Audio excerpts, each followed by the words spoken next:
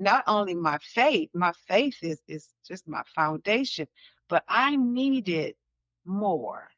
I needed, I need, I needed God to show me what I needed to do to help me through this.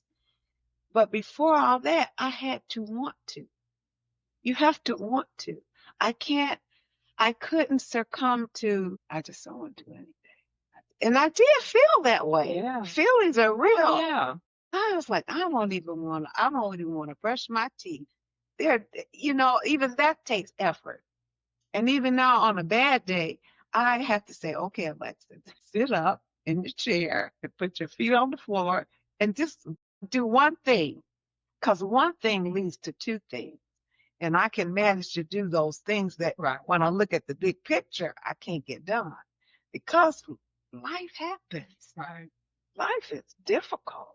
And I think one thing that you said is getting the help that you needed Mhm. and recognizing that you needed help.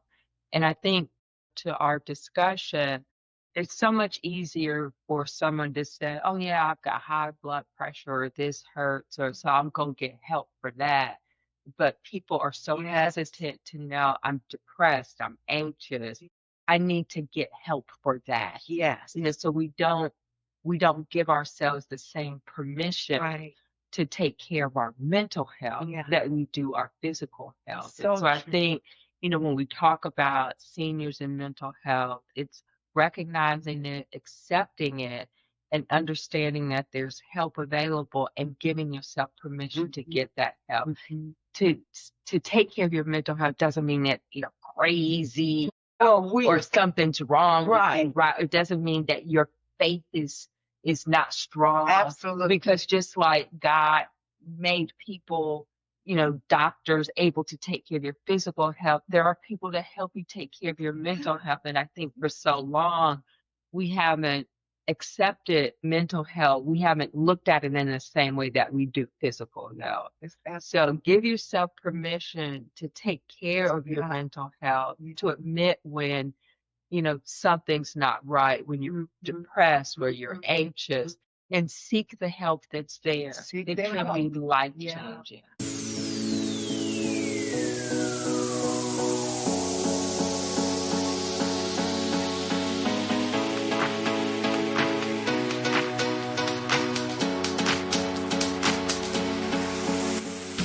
Welcome to Get Real with Alexis Jones. On this podcast, we'll dive into real relationships with real people guided by the wisdom and perspective of some of the most seasoned voices in our community, our beloved seniors. Each week, we'll unpack the joys, challenges, and lessons learned about love, family, friendship, and everything in between. This is a space for heartfelt conversations, eye-opening truths, and powerful stories that will inspire and challenge the way you think about relationships. We're keeping it honest, unfiltered, and deeply meaningful. So settle in and let's get ready to get real. Let's jump in.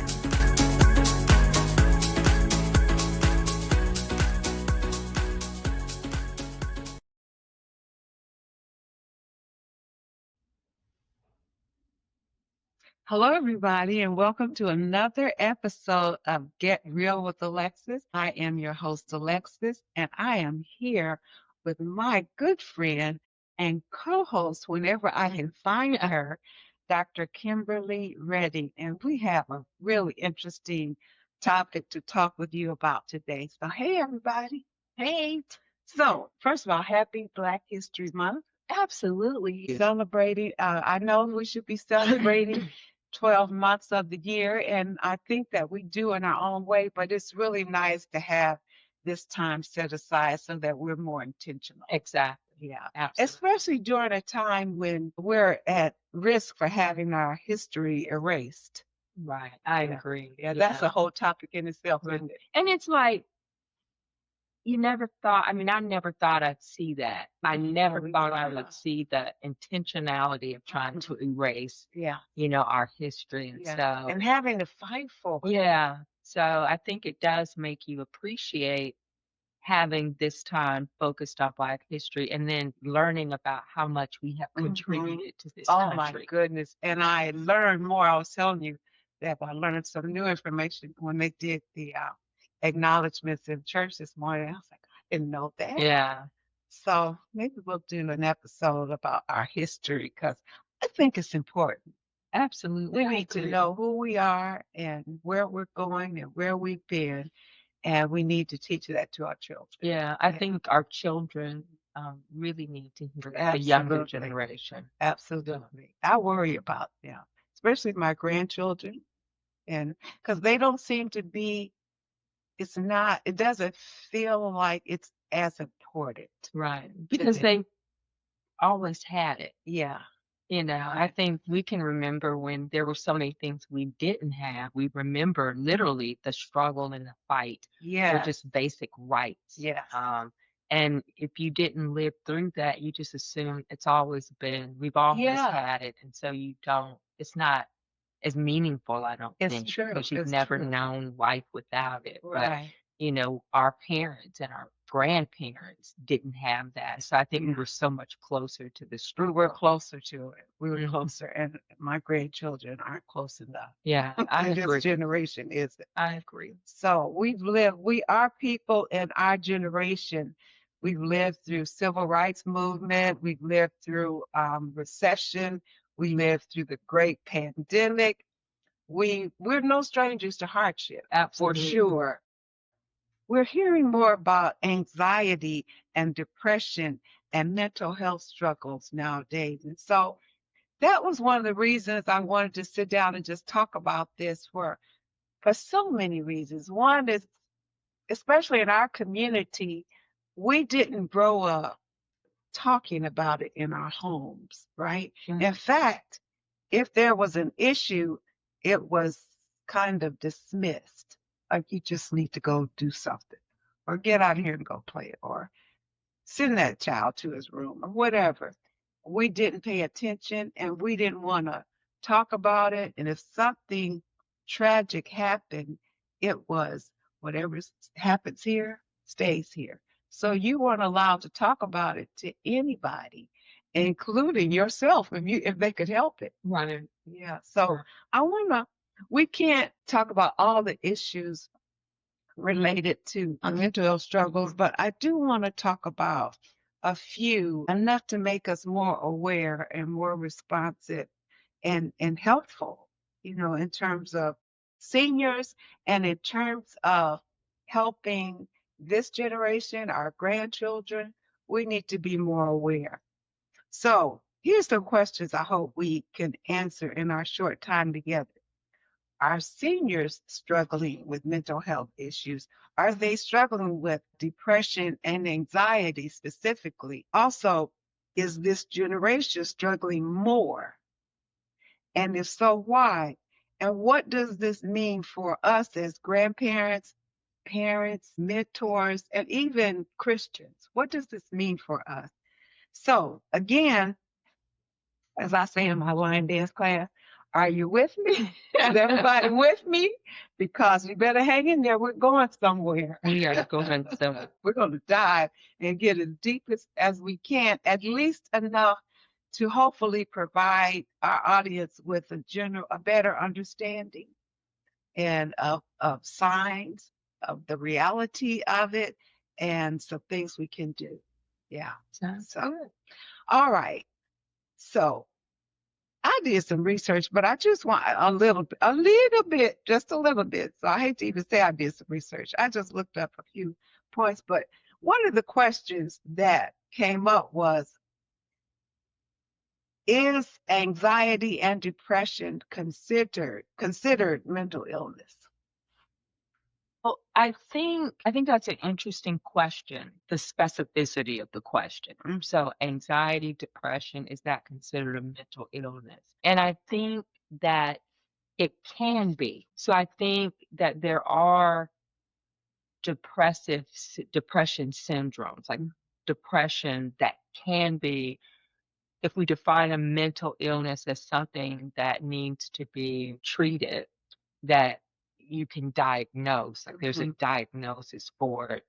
yes, depression can be a mental illness, as can anxiety, because you can have an anxiety disorder or a depressive disorder.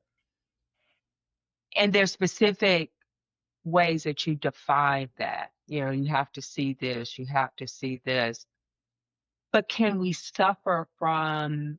experience depression? Can we experience anxiety? And I think we absolutely can. And every time we experience it doesn't mean it's a mental illness. It just means we're experiencing depression or we're experiencing anxiety.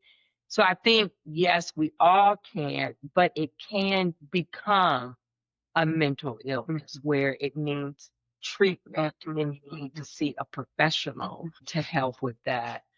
So to me, that's kind of how I think about it. That is really good. I'm glad you made that distinction, because there are days when you might just feel depressed, Right. or something happens in your life, or it happens that day that makes you anxious. It doesn't mean that I'm suffering from a mental illness. I'm just feeling sad that day. Exactly. Yeah, exactly. And I think, and I'm not, a psychiatrist, so I'm not trying to. Nor am I. I can leave to play one on TV. I always tell my students too, because they'll ask a question and I'm like, now let's be clear, I'm not a pediatrician. So, you're asking me something about your child. I'm gonna tell you what I think, but this is not a play show. Right. But I think when it begins to interfere with your ability to carry on the activities of daily living, then that's when you really need to seek professional help. So if you're feeling, because there's some days, I feel, tired, or I feel kind of down, or I just feel worn out. And some days I just don't feel like I want to get out of bed. It's just like, I just want to stay in bed, or I just don't feel like I want to just talk to anybody that day. I just want to sit on my couch, and it's okay to feel like that sometimes. But if it got to the point where it was impacting my ability to get up and go to work, and I found that I was missing work, and when it starts to interfere with your activities of daily living, or I didn't feel like getting up and I didn't shower for days and days or weeks because I just didn't, then that's when you have to really wonder, okay, this is a little more than I just feel sad, or I'm just tired, or I just need to kind of step away for a little while to kind of recharge. So I think those are the things that you have to pay attention to, and that you also have to pay attention to in your family members and the people around you. Yeah, that is really good. I'm so glad you explained it that way. So I want to talk about, I'm going to talk about a little bit about depression in seniors, but I think I want to talk about teens and young adults, because according to some of the statistics, it's on the rise, especially in this generation. And I wonder why that is, and what are some things that are contributing to that, and what can we do? What are the signs? What do we do? Because even though I have no children at home. Yay! Love my children, love my grandchildren, but I am really an empty nester. But we care about and we worry about our grandchildren and our children, Right. And we see things, and they often, Kim, like I know my son, he says, you worry too much, you worry. But I see things and it alarms me, because I'm afraid that he and my oldest son, when he was with us, if what they were experiencing wasn't addressed, it would get them into that depressive disorder or anxiety disordered state. So I just saw signs that made me concerned, especially since men in particular don't think this is something that a lot of men they should address. So we'll get to that, but why is it that it's anxiety and depression, those rates are rising nowadays? I always go back to, as an educator, well, social media has a lot to do with it. It's interesting because I do think social media has a lot to do with it. And even though we call it social media, it's really very isolating. I think Mhm. kids are much more isolated than they were in our generation. And I think that also, you and I have had this conversation. They're exposed to so much more through social media than we were, and the opportunity and they're influenced by a lot of what they see. So they see so much more. And then just the bullying that can happen and the Yes. negativity that can happen, because it's easy for people to do and say and behave a certain way in a social media environment than they necessarily would if we were face to face. I think Yes. that people aren't as kind, and and so I think those are some of the reasons why Yeah, we see because it. they're behind a screen. No, I can So say, there's a isn't certain there? of anonymity or distance Right. that you can have. Right. So I can say or do or behave a certain way. And then I think the other thing, which is probably good, is that we're more aware of it Mhm. than we were, because before it might be like, oh, she's just moody or she's just, but I think maybe because there's more attention to it, we're more aware of it. And maybe to that degree, it seems like there's more of it, but maybe there's more of it because we're actually, some of it is we're more aware of it. I'm not saying that there isn't more, because I think there are reasons why, but I Mhm. think we are also talking about it Yeah, more. And we so are. I'm more aware of it, So I think that's a good thing. Yeah, that is a good thing. I worry that enough of us are not aware of it. There are Mhm. not enough of us aware of it or talking about it because of what, in terms of my generation, what we were taught and how we were taught to look at it. Because in my generation, growing up, mental illness or anxiety or depression disorder, especially, wasn't a thing. It's Right. just not a thing. Yeah. And families didn't really talk about it. Mm-mm. But I think we're talking about it more, but I do think the rates are up because I think we are seeing more suicide in young Those people, rates are more up. suicide in African American teens Yeah. than we've seen before. Yeah. So I think that clearly something is different. Something's different So yeah. that we need to pay attention to. And that's the purpose of our conversation. And what we need to pay attention to, what are we ignoring or dismissing? And going back to social media, this cyber bullying is just brutal. It can be just brutal because, as you alluded to, I can be very cruel on my screen. All I'm looking at is a screen and I'll type it. But if I sat here with you face to face, I'm going to be more temperate in what I say. Right. Because I'm a coward. Here, I'm a coward. Right. I'm a coward. Right. I'm just going to talk about you and rake. I'm talking about teenagers. Yeah. Right? Rake you over the coals, right? Because you're not in my face. And so these kids and the world is watching. The world is listening. All their friends, they're watching, they're reading. And then they go to school the next day Right. after they've been somebody will say something so embarrassing and degrading to another kid via social media, and then they go to school the next day and they're just ashamed. Some of them won't even go to school. Right. Because it's so awful. It's awful. And the other thing, and like my daughter and I were talking about this because, my daughter's 31, so she's, a generation removed from it. She was, when she was in high school, kids were just getting into phones and things like that. So I'm actually thankful that she was not, where kids are now, because I think it's so difficult. And my daughter even said, she's like, oh my gosh, she said, I'm so glad that I didn't have to grow up with these pressures that these kids do now. She said, but one thing that she also pointed out, and she said that in addition to kind of the cyberbullying and all, she said, kids are so aware now when they've been left out.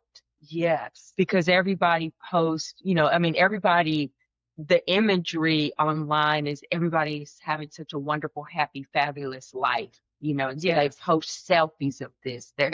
So people curate their image of Yeah. their lives. Absolutely. And so then they make them, I mean, now, and you can do like the AI and do all kind, make yourself look beautiful look and like a gorgeous. clever- Right. you And can so, do- and then it's like you're posting all these things that you're doing. So imagine a kid who looks at their phone and they're just constantly bombarded with all the kids in my grade or all the kids are doing all these things and I've been left out. Right. And that's so in your face now, whereas it wasn't quite the same. Like you didn't necessarily know what other people were doing. You kind of knew what you were doing, your friend group. But now, everyone's connected. And Yeah. so it's in your face that I've been left out or I'm not included. And So that hurt. that's very hurtful. So I think, And it's false information because of this and that. I'm not telling you. I'm not all the stuff that happens between the lines you don't know about. yeah. And I mean, and I can even say, like, as a good grown adult person, that sometimes I have to take a break from Facebook and other Absolutely. people's posting because sometimes it does get to be too much. It's just like, okay, It's too much for me. yeah. I'll post on there, not often, but I'll post. But I can't hang out on there. No, and It's too much. there's some people who literally post their lives on there. Yeah. And They so do. but their lives are perfectly curated. I mean, Exactly. nobody's gonna post that I'm having a horrible day or what everybody's life. And if you don't have the ability to understand that nobody's life is that perfect or wonderful, if you can't make that differentiation, and many times young kids can't, then it does become overwhelming. And you sit there and you're like, well, gosh, my life sucks. Right. And I've you got believe that. 50 likes and you've got 200. Yeah. And all That's these followers. And followers. Yeah. Right. So the big followers. thing is, I've got Big thing is I've followers. got 20 followers and you've got 2,000 All followers. right, like, So- what's wrong with you? yeah.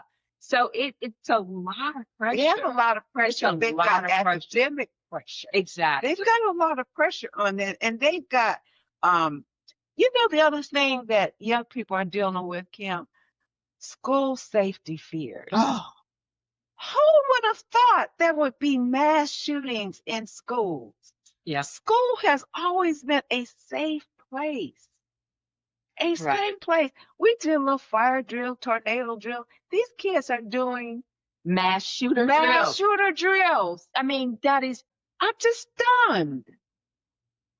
Of course, I retired before all of this, but I can't imagine. I've got to talk to my kids about what to do if there's a mass shooter in our building. right. It's unbelievable. Or if kids bring a gun to school, what do?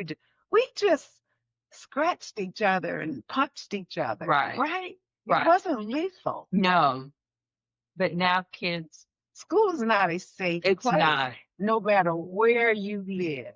And I can't imagine kids having to really face that reality every day. Yeah. That could really happen. Yeah.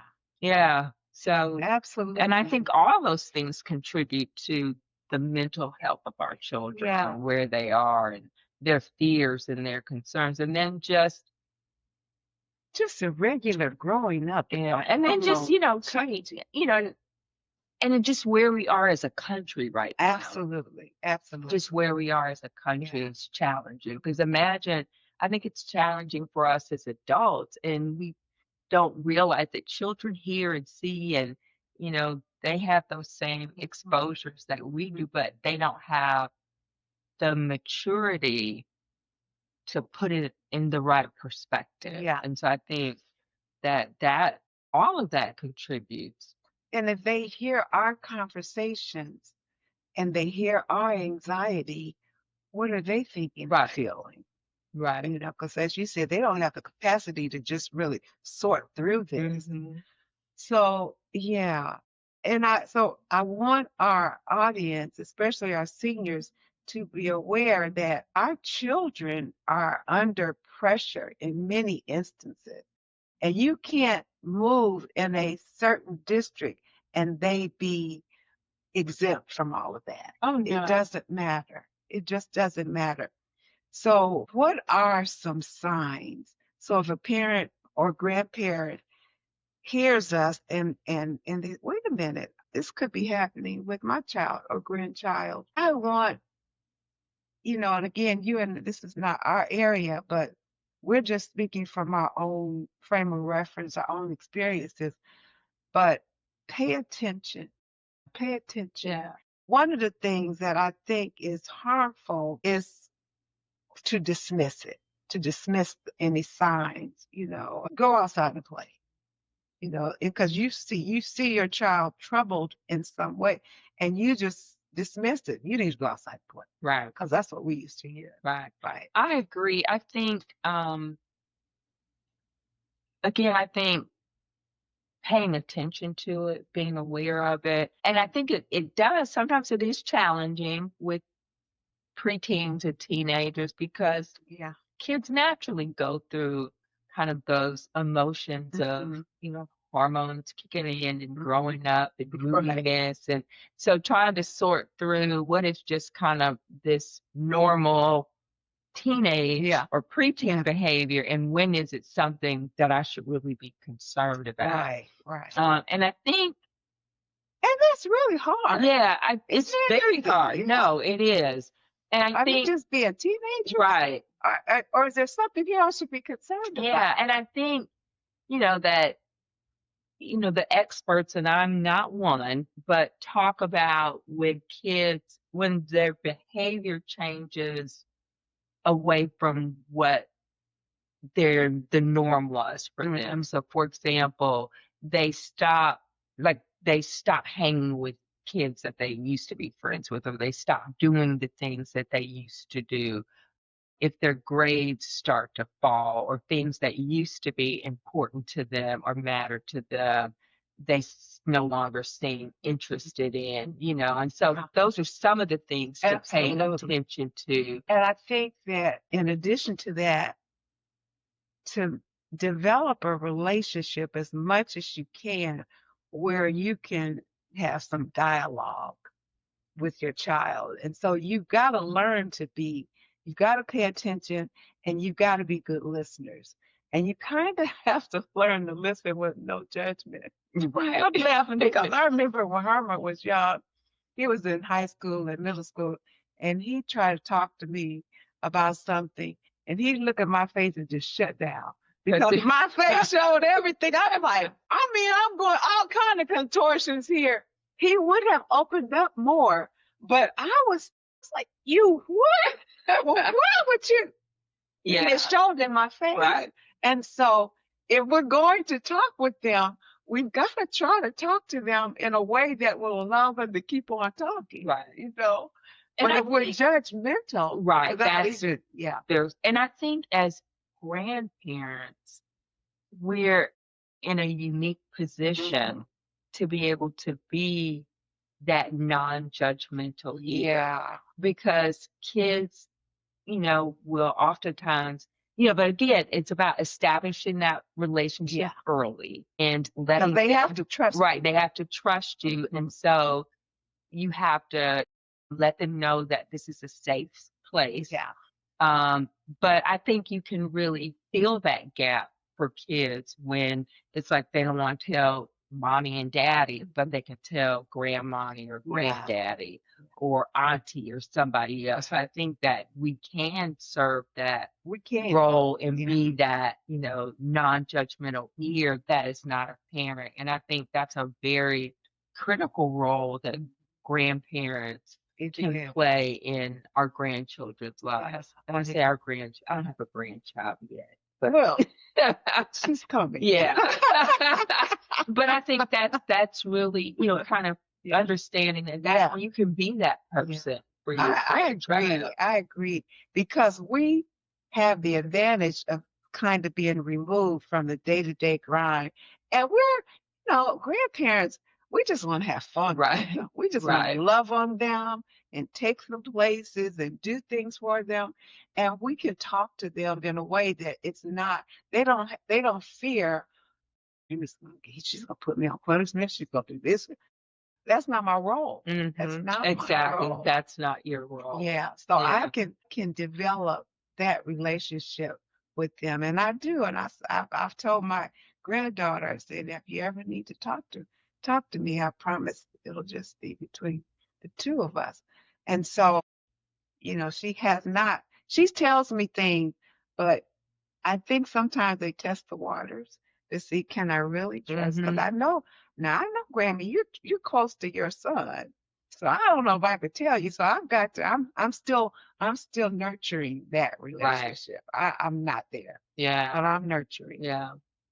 But at least if I discover some things that they should be aware of, I just want to make them aware. You should pay attention to this. Right. Pay attention to that. And I think it's important to, on a regular basis, check in with them. Yeah. Not always wait for the, even though you've said you can come to me. You're right. But I think Mhm. really being very intentional about Yeah. that, regular check-in with how I they're think doing. I think that's really critical. Just from my experience, it's not easy for them to say, Glenn, I want to talk to you about something that's very Right. personal.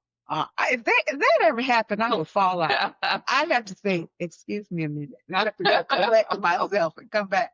So, but if you can kind of gently check in and probe and say, I remember having such a conversation with my second youngest granddaughter, and I just asked her, well, how was school today? And she said, it was a bad day, Grammy.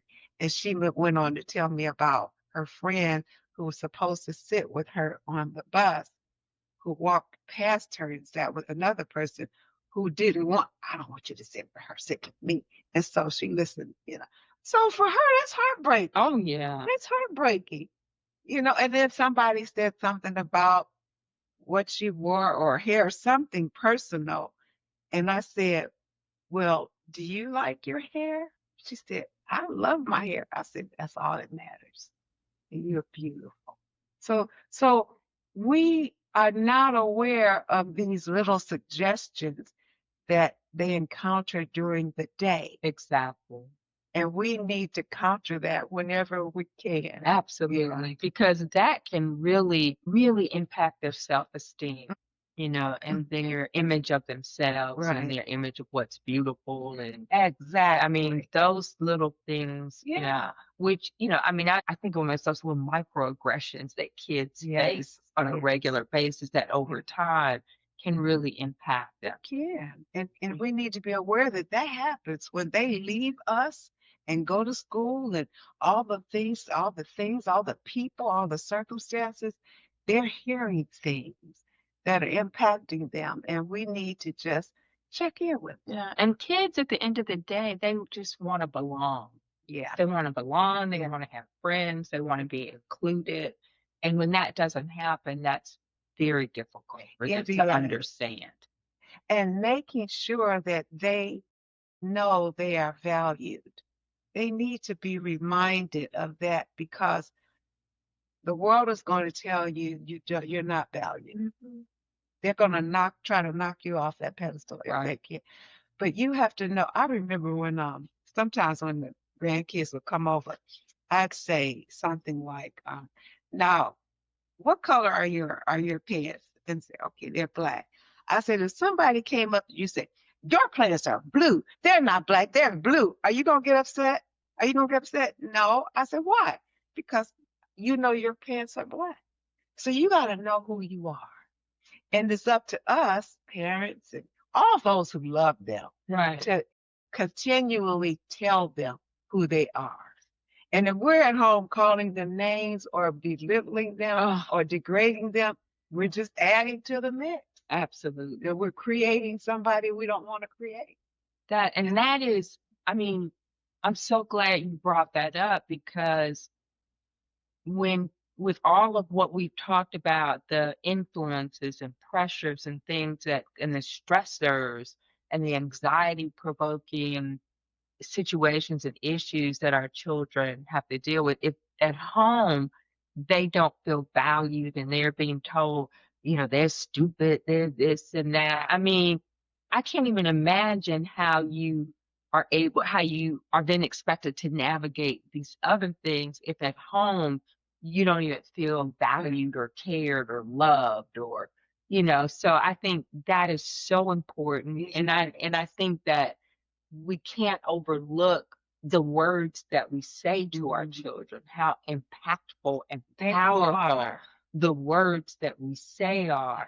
And we've got to be the ones building them up and supporting them and telling them, all that they are so that we can equip them and give them the tools to be able to navigate a world that is very challenging. Absolutely.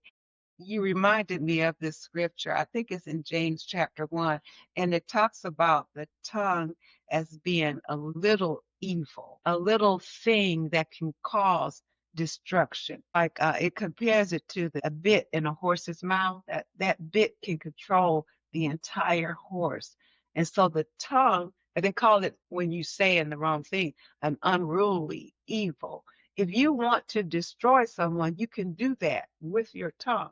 So if I'm calling my children and my grandchildren stupid, or even if I'm implying that, you don't have that done, why don't you understand that? You should have had this done. Right. Why is it taking you so long? Right. And you're saying, I'm not good enough, I'm not smart enough, I'm not beautiful enough. And they might be able to overcome that out there at some point. But it's really hard to understand, to overcome what happens at home with people that are supposed to love you and protect you. Yeah. Yes. Our words matter. Our words matter. Mhm. Our words matter. Let's talk a little bit about anxiety and depression in terms of how what it looks like and how it impacts seniors. I know we talk a lot in general about the dangers of seniors being isolated. That certainly can lead to depression. And so we have senior centers, and we have people like me teaching line dance. Well, you can't be depressed if you're in my class. You're too busy learning a step or two. No, I said go left, you went right. No, I said 3 steps. No, I told you to do cha-cha. And they're going crazy, but you can't be depressed. We leave all that outside. So seniors need to be actively engaged. But then there are circumstances that are beyond I'm mobile. I can get about. Not only here in my unit, but I can get in a car and go someplace. Right. And a lot of seniors cannot. And there's nobody there to help them become engaged. And it's so critical. It is. And I think, chronic illnesses, like if you're dealing with a chronic illness, if you're dealing with chronic pain, if you have to take a lot of medications and all. I mean, all of that can be very difficult for seniors. I think facing your own mortality sometimes. I think as a senior, seeing your loved ones and people around you that are no longer with you, I think there's and then sometimes worrying, like the anxiety or worrying that what's going to happen to you if you're not able to take care of yourself. So I think from both a financial perspective as well as, who's going to actually be able to take care of me. Where am I going to end up? Am I going to have to leave my home? Those are so valid. And I ask those questions. And then the flip side of that is we don't want to be dependent on anybody. Right. So I want to know that I'm going to be well taken care of. You're just not going to ignore me or throw me away or what feels like that. But on the other hand, I don't want you to take care of me if I can't take care of myself. But now I'm dependent on you. And that's difficult as well. Yeah, it is difficult. I mean, it ain't easy being old. It's just ain't easy. It's not. So we're experiencing all of that. And I went through a phase where, and my own mortality, because you start thinking, I mean, end of life becomes more realistic as you get older. Right. When you're younger, it's like you're going to live forever. Right. You're going to be healthy forever. And then you start experiencing these things and health challenges and the chronic pain and all of that. And you see your loved ones and your husband or your wife and your friends, they've gone. It's like, okay, this is in your face now. When is this going to happen for me? And if it doesn't happen anytime soon, what about my health? Right. What about my mental clarity? My best friend in Cleveland and I say, okay, if I get sick in my body, okay, but Lord, please don't let me lose my mind. Whatever you do, I want to keep my mind. Yeah, that's really scary. It's scary. It's really scary. So yeah, so I think it's important. I think it's important for seniors to give themselves permission to feel this way. So Yeah. you know that, okay, that it's okay to think about this. It's okay to worry about this. But then the other part of that is, okay, so what can I do to help this, or what can I do so I don't feel this way? And so I think really having a plan or coming up with a plan or a strategy or talking to family members or friends and really thinking about, so what do I do? Because to me, I find, and I say this like with my students too, is that sometimes anxiety comes from the unknown. If you can plan and prepare, then that helps with the anxiety. You know, it's like I may not be able to prevent something, but at least if I've thought about it, if I've come up with a plan, then I don't feel the anxiety. That's true. You know, and so I Not think, as much. right, Yeah. and I think so it's important to recognize that, understand where that's coming from, but then the other part of that, okay, so now let's make a plan, let's talk about it, let's figure out what are the things that you can do to address some of these things that are concerning you. I think I told you this. It was in 2024 maybe. Right in there, I had my brother and my two sons sitting on the sofa, and I was talking about end of life. And I threatened them. I said, and you better not throw me away. And you better not throw me. And I want to be taken care of. And I was just threatening them. And I want this. I don't want that. I don't want to be, but we've learned to talk about things openly and realistically. It goes back to what you said about planning, because I don't want, I want them to be clear while I'm clear about what would make me happy. And then I want them to ask me questions while they can ask me questions. And so talking about that is really helpful for me. It really is. Even sharing my fears. I'm scared that, and I've said that to my children and my brother. I'm afraid that, and that has, just saying that has helped. Yeah. But one of the things I talked about on my last video I think it was the last one, where I called it Stand Guard. And it was about guarding your heart. That was really personal and helpful for me. Besides all the things that you've suggested that I think are critical. So I hope you guys are listening. And if you missed any of that, replay it. But I want to share, I rewrote this scripture. It's from Philippians chapter 4, verses 6 and 7. And I used it as my thought behind explaining what it means to stand guard. So I'll explain that more in a second. But just to tell you, this has helped me. There's lots of scriptures that help me, but this one is probably my favorite. And in verse 6, it says, do not be anxious about anything, but in everything by prayer and petition, with thanksgiving, present your request to God.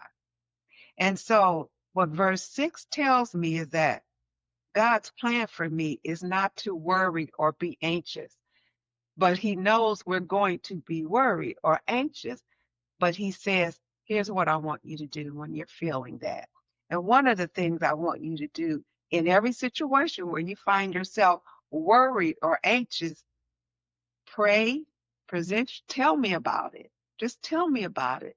And then do it with thanksgiving, because you know that I hear you, that I care, and I'm going to act on your behalf. If I believe that, that gives me a sense of peace with all the chaos of, what about this? What about that? What am I going to do if that happens? What if I lose my this, what that? Health insurance, lose my mind, lose my health, whatever that is. And then it says, if I do that, verse 7 says, and the peace of God, which transcends all understanding. In other words, it's a kind of a peace that doesn't make sense. Because if this happens, you should be anxious or you should be worried. But God is saying, he's saying no. He said, if you pray and present your petition to me, knowing that I hear you and that I care, the peace of God, which transcends all understanding, will guard your hearts and your minds in Christ Jesus. That scripture is where I go when I feel like I'm falling apart, right? Talking about it to people who care. I've talked to you about many things. Yeah, she's a wonderful listener. I mean, you have helped me through so much, and I've told you this. I mean, you're like a gift from God to me. I'm not exaggerating when I say that, because you're a compassionate, empathetic, patient listener, and I just say everything on my mind, and you just let me say it. And it helps. It helps. So when I give myself and you and our audience these scriptures, God's gift and the way he helps us is through other people. So we have to not be locked into where the help is going to come from and how it's going to come. It's going to come. Right. But it may come in an unexpected. Who would have thought? I'd need a medical doctor in my building with a dog in tow and strike up a conversation. And at some point, you impact my life and my journey, especially my grief journey, as much as you have. And I say that to you, my listening audience, because we need people. We need each other. We just do. And don't decide who it has to be, and Right. because You don't know. you don't know. You don't know You think, who well, God is going to put in your you life don't for know. what reason and what season. Absolutely. And if we think, well, it should be my daughter, or it should be my cousin, or it should be my mother, it might not be them for that season. Right. Yeah. So, and then it says, finally, in verse 8, finally, this is the last thing I'm going to tell you. Paul is writing this to the Philippian church. He says, finally, brothers and sisters, whatever, in other words, he's getting ready to explain to them. Now, instead of thinking about all these things that can go wrong, and they can, all these health issues that can happen, and they can, I want you to think about something that's more positive. Because if all I do is worry about what could happen, we're going to get back to that anxiety and depression that we talked about at the beginning of our conversation. I'm going there. If I sit here and work, oh God, what if this happens? What if I get this? If I sit and worry about that, I'm going down. I'm going to sink. But he says here, finally, whatever is true, whatever is noble, whatever is right, whatever is pure, whatever is lovely, whatever is admirable, if anything is excellent or praiseworthy, think about such things. In other words, you got to elevate your mind. Right. Somebody wrote a song about that. Elevate. It was a revolution song. Elevate your mind. Yeah. No, You got that's to true. elevate our mind. That's true. I can sit here and worry about something that has not happened. And I mean, it's happening all around me, so I'm not crazy, but it's not going to help me. Right. What you said earlier is talk to somebody. And if there's something you can plan put something so that you're not feeling so helpless. Right. Yeah. I think that's so important. Mhm. And that's what God calls us to do. He does. That's what he calls us Yeah. to do. He said, if you would acknowledge me in all of your ways, I will direct your path. So we have to have a plan. Yep. And we have to have hope. And he's directing us to do that, not just to sit like we're sitting ducks. Right. Just to doom. Yeah. Doom and gloom. Right. Who could live like that? Exactly. You know, get out of that. Get out of the house. Find somebody.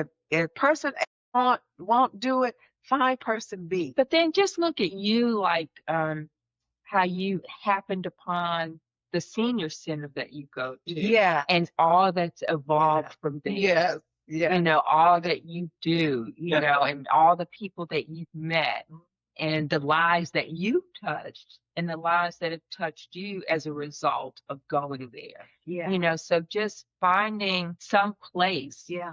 that you can go where you can be connected to people. I mean, those things, I mean, something like that can be so life-changing. Absolutely. So just making that effort, making that decision that I'm not just going to sit here. I'm going to go here. I'm going to do something. I'm going to get involved. I'm going to get engaged. I'm going to take a class. I'm going to do something. Something. Can be really like that one decision to do something. Many times there's transportation, some service that will pick you up. Exactly. The county government. And I think that's really important Yeah. too, right? Because I think a lot of times people don't realize that there are resources for seniors in your community. And so really looking into that is really important because I think people would be surprised at the resources that are available. I was. And so there is a way we have to elevate our minds because it's really hard to see the forest for the trees if we're down in the dumps. Right.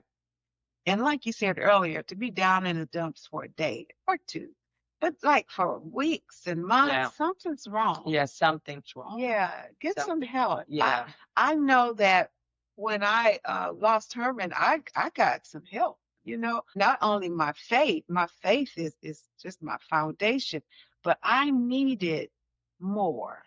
I needed God to show me what I needed to do to help me through this. But before all that, I had to want to. You have to want to. I couldn't succumb to, I just don't want to do anything. And I did feel that way. Yeah. Feelings are real. Yeah. I was like, I don't even want to brush my teeth. Even that takes effort. And even now on a bad day, I have to say, okay, Alexa, sit up in the chair and put your feet on the floor and just do one thing. Because one thing leads to two things. And I can manage to do those things that when I look at the big picture, I can't get done. Because life happens. Right. Life is difficult. And I think one thing that you said is getting the help that you needed and recognizing that you needed help. And I think to our discussion, it's so much easier for someone to say, oh, yeah, I've got high blood pressure or this hurts or so I'm going to get help for that. But people are so hesitant to know I'm depressed, I'm anxious. I need to get help for that. Yes. So we don't give ourselves the same permission to take care of our mental health that we do our physical health. So I think, when we talk about seniors and mental health, it's recognizing it, accepting it, and understanding that there's help available and giving yourself permission to get that help. To take care of your mental health doesn't mean that you're crazy or something's wrong. Right. It doesn't mean that your faith is not strong. Absolutely. Because just like God made people, doctors able to take care of your physical health, there are people that help you take care of your mental health. And I think for so long we haven't accepted mental health. We haven't looked at it in the same way that we do physical health. So give yourself permission to take care of your mental health, to admit when, something's not right, when you're depressed or you're anxious, and seek the help that's there. It can be life-changing. And I believe if we can manage to reach out, we will find the help that we need. If we can reach out. Yeah. But we can't do life alone. We can't do life isolated. If all I have to talk to is me, it's gonna be bad. Yeah. It's gonna be bad. Me talking to me, and that's it. To get another perspective. Yeah. Somebody to shake me and say, that's not true. Or have you looked at it from this perspective? Or did you know there were resources here? Yeah. I mean, you find out a lot of things if you just have a conversation, but you gotta want to. I think it was Les Brown that said, if you fall down and you can't get up, just roll over and look up. Just do that part. If you can look up, you'll eventually get up. That's powerful. Yeah, That's powerful. because sometimes we do feel like I'm down for the count. Yeah. But can you just look up? Yeah. I have a cousin who told me once I was going through a difficult time, and there's no laughter. I mean, when you're depressed, laughter is like foreign, right? So she said, well, if you can't laugh, just go, ha, ha. I tried it one day. I didn't do it at first. I thought, I don't know what she's talking about. But one day I was sitting there in my apartment. I was living out of town. And I went, huh, huh. And I started laughing. I thought it's so ridiculous. I don't know where she got that from, but that worked. Can you do that? Because I tell you, there's a scripture that says the joy of the Lord is our strength. There's something about laughter that will kind of rejuvenate you at least to a point where you could do something. Right. So get a ha-ha. I like that. I like that. Get a ha-ha. Get a ha-ha. Start somewhere. Somewhere. Just start somewhere. Well, anything you want to add before we close? I think this was a very important topic. Yeah. Very important. And I love that, we started with how do we help our grandchildren, our children, and then we brought it back to seniors, because I think we all need to realize that mental health issues affect all of us. All of us. It doesn't matter how old you are, it doesn't matter how young you are. And I think the more we're able to recognize, accept, and be comfortable talking and seeking help, then I think, that moves us a long way to addressing it. Don't lose hope. Yeah. In honor of our civil rights icon, Dr. Reverend Jesse Jackson, he said it best. Keep hope alive. Keep hope alive. Don't lose hope. Don't lose hope. So thank you for joining us. Thank you, Dr. Kim. Well, thank you for inviting me. I always enjoy coming, because it's like I just come up when we get to talk. We just get to talk what we like to do. Yeah. We get to do what we like to do. What we love to talk. And we thank you for loving to listen to us, because I know you do. And so if you do, don't forget to like, subscribe, and share. And send us comments. We love to hear from you. And we will see you next time. And take care and keep hope alive. Keep hope alive. Take care. Bye-bye.